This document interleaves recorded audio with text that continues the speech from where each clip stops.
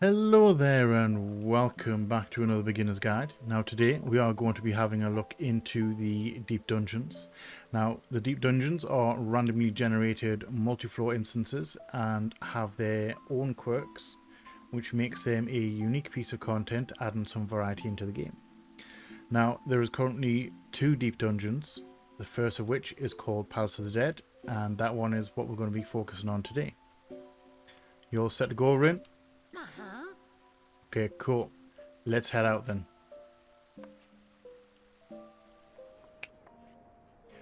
Right, to unlock Palace of the Dead, you will need to be level 17 and have completed the main story quest Into a Copper Hell, which is also known as the Copper Bell Mines dungeon at level 17. Now, once those requirements are met, a side quest called the House That Death Built will appear at this guy, Nojiro Marujiro, right here in New Gridania. Now once this quest is completed, you will end up over here in South Shroud and have access to the Palace of the Dead. To get in, you will need to talk to the Woodwhaler attendant here in Quarry Mill, as it is separate from the main duty finder. So every time you want to come into Palace of the Dead, you will have to come to Quarry Mill and speak to this guy right here. Now you will get a whole bunch of options when you click on him. You will want to click, if it's your first time, you'll want to click Enter Palace of the Dead and you will get 2 save slots. Now you can either register as a fixed party, which will lock the party members and your party composition for all your future forays into the palace on that save file. And that is designed more for getting the achievements and to get to the floors above level 100, which will require your fixed group to complete floors 51 to 100 with no player deaths. And if your team wipes on any of the floors above level 100, you will need to repeat the floor 51 to 100 stage. Or you can register as a matched group, which will just lock the save file to the class/job you were when you first registered, and the Palace of the Dead Duty Finder will fill the rest of your group with random people. However, unlike typical dungeon content, your parties are not restricted to set roles, so you can get groups made up of all DPS or all tanks, etc. But you don't have to worry too much, as floors 1 to 100 are designed around this being a feature. So it is by design beatable by most, if not all, party makeups. And on a side note, it is a decent way to level DPS jobs due to the generally reduced queue times to get into Palace of the Dead. Now, above floor 100, you will ideally require a proper party composition, because anything above floor 100 is quite dangerous and kind of needs to be a bit more planned going in. Now, lastly, Palace of the Dead, however, it does apply a set of systems unique to the deep dungeons that aren't in regular content. Well, first of which is the leveling system. Now, when you enter, you will start at level 1, regardless of your current class or job level on the outside. And by progressing, killing the enemies inside, you will gain experience points and level up to 60, gaining access to all of your class's skills as you gain levels, up to the level 30 ones if you don't have your job stone for that class, and up to level 60 if you do have your job stone. Also, while you're inside, your rested experience bonus and experience boost from food will both be ignored. And lastly, the levels you gain inside the palace will not be the same as what you'll get for clearing the content. Which leads us directly into the second system, your ether pool gear. Now, while you're in the palace, your weapon and gear will be replaced by an ether pool arm and armor. So in addition to leveling up, you will need to enhance these items as you progress through the dungeon. Now, your ether pool gear can be enhanced by opening silver chests and will either power up the arm or the armor, and will appear randomly on each floor or after defeating certain enemies. However, when enhancing gear, there is a chance of failure, which is based on your current ether pool levels and the floor you're currently on. So it may take multiple run-throughs to enhance your gear, but don't worry, your ether pool levels will remain the same no matter how many times you reset the run. And lastly, you can enhance your gear up to a maximum of plus 99 for both your arm and your armor. Moving on, we'll be jumping into the third and final new system, the Pomanders. And while you run through the floors, the group will on occasion obtain Pomanders from gold treasure chests within the palace.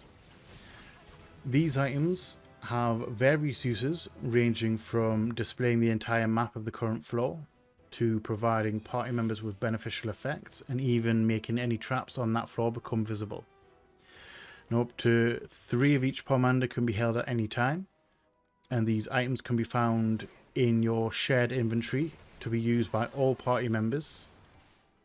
On a side note, normal items such as potions can still be used independently. Pomanders cannot be taken outside of the palace, and in a matched group cannot be used after the completion of a set of floors. So once you've done 10 floors, once you've done your set, when you start to do the next lot, your Pomanders will disappear. And Pomanders that affect the map cannot be overwritten with the same item when their effect is already in play, but they will still be consumed upon use. So keep an eye out on what's already being used by your group. And lastly, certain Pomanders can be used to transform the player into an enemy NPC. Now, the effect will last for 1 minute and will grant the user a different attack for the duration of that minute. Now, with the new systems explained, that leads us into the progression. And now, floors in the palace are randomly generated, and players may only progress by locating and activating the Cairn of Passage stone on each floor. Now, these stones have 3 phases and will always be inactive when arriving at a new floor. Now, before the stone can be fully activated, players must defeat the enemies that appear on the floor. As the phases progress, the colour of the stone's map icon will change, and the perimeter around the stone will glow when it becomes fully activated. Also, as you progress, you will arrive at floors with traps that will be set off when walked across. Now, these traps are invisible unless a player uses a Pomander, which can reveal their locations. In addition to the traps, some floors will have effects which may benefit or provide some challenge to the player's ability to progress. Now, those will include status effects like blindness or haste. There could be restrictions like not being able to use your items or your Pomanders, or they will have just overall floor effects like gloom, which will strengthen enemies, or a HP penalty, which of course will just reduce your maximum health points. On top of that, you can run into the treasure chest traps. Now, silver chests can occasionally explode, doing massive damage to you and anyone nearby. And if that wasn't bad enough, some of the gold chests will occasionally trigger a mimic trap, which turns the chest into an enemy, which can give you a pox debuff if it isn't killed quick enough. Now, the pox will prevent you from regenerating HP naturally outside of combat, and can only be removed with the use of a Pomander of Purity. So if you get unlucky with any of the traps and one or more people in your group dies, the passage cairn will lock until everyone's back up and running again. Now, regular raise spells and items like a Phoenix Down will work if you have them. If you don't have access to those, don't worry, you can use the Cairn of Return to raise all your knocked out players in one fell swoop. Now, these stones, like the Cairn of Passage, have 3 phases of activation and can only be used when fully activated. And like the Passage ones, they do require defeating of a certain number of enemies on that floor. Now, every 10 floors, you will encounter a boss enemy, and upon defeating that boss, players will be able to save their progress, at which time they will receive a chunk of normal experience points for the class, for outside the palace. You will receive some gil and or elegant tomestones, depending on if you are eligible for them. and then you'll get those as you leave the boss floor. Now you can then either choose to continue on to the next set of 10 floors, or you can leave the deep dungeon and continue later. If, however, your whole group wipes during any of the 10 floors, then the duty will fail and you will lose all of your progress and rewards since your last save point. So bear that one in mind. Now lastly, let's talk about rewards outside of the XP, gear and tombstones you get for completion. Now, while you're moving through the floors, your group can find things called Gemoran potsherds randomly in bronze chests, which you can trade in for special items here in Quarry Mill with E Unakoto here. Now, you can also find, as you're traveling, hidden banded treasure chests, either by using a Pomander of Intuition to reveal it, or by pure blind luck by standing in the right spot for a set period of time. And these are called, well, these are parts of the Accursed Hoard. Now, each one of the Accursed Hoards you find will be converted into a trimmed sack upon completion of the 10 floor chunk. Now, there are three different coloured trims for these sacks. Bronze, which you will get from floors 1 to 50. Iron trimmed ones from floors 51 to 100. And gold trimmed ones from floors 101 to 200. Now you can take these sacks to the Expedition Bishop here, and she will appraise them, and you will get a random item for each one that you hand in. Now, could be anything from a firework up to a piece of glamour gear, or if you get into the gold ones, you can get a mount. It is I can't remember its name, it's the Nightmare Pegasus. I think it might be the Nightmare Pegasus. Now that is one of the most expensive mounts in the game that you can buy with Gil. If you manage to get one, you probably end up being incredibly rich.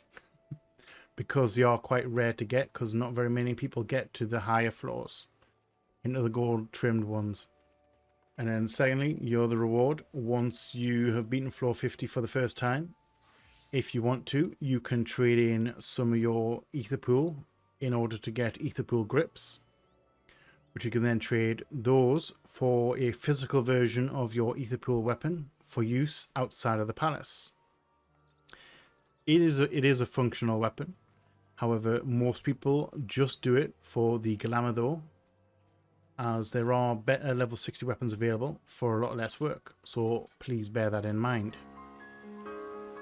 Right guys, so that has been our look into Palace of the Dead, the first of the 2 deep dungeons in the game.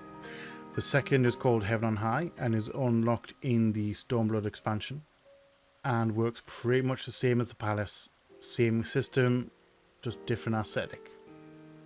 And higher levels. I think it goes up to level 70. I think that one goes up to level 70. Now, hopefully this has helped unlock some of the mysteries on how the deep dungeons work and what they are. But if you have any more questions, as usual, feel free to ask down below in the comment section or on my social media. I will be happy to help answer them. Now Rin, brilliant job as usual, and make sure you get some rest for the next one.